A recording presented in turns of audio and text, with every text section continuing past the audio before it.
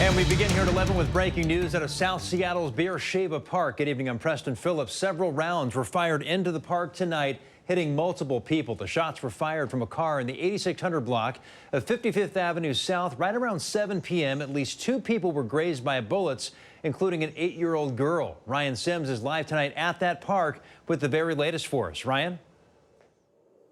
And Preston, one of the surprising things about the case here at the park is the ages of the victims. You mentioned it. One of them is an 8-year-old girl that was grazed by a bullet in the jaw. The other victim, the opposite age of the spectrum, 76 years old, a 76-year-old woman. Both of those victims are now at the hospital being scoped out, but should be okay in the long run. Now, taking a look at footage that we got at the height of this situation, the shooting happened in the middle of the evening here when the park was just teeming with people for what had been a gorgeous sunset. Police tell us several bullets were fired, all as part of a drive-by shooting. As cops combed through here, more than a dozen shell casings were eventually found. So again, we're talking about a lot of bullets. They say that this case could have been even worse because so many people, again, were here at the park when those shots were fired.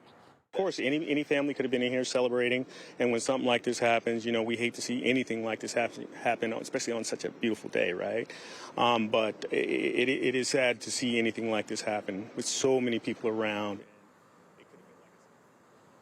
Got to underscore this again about the victims. One was 8 years old, the other 76 years old. So we're talking about 2 vulnerable ages. They should be okay in the long run. Having said this, though, we're reaching out to police because there is still no information on the shooters or shooter in this case. And a big kind of question swirling around this neighborhood is if this drive-by shooting was random or if those bullets were meant for someone. Again, the 2 victims, though, should be okay in the long run. We're coming to you live from South Seattle tonight. Ryan Sims, KOMO News. All right.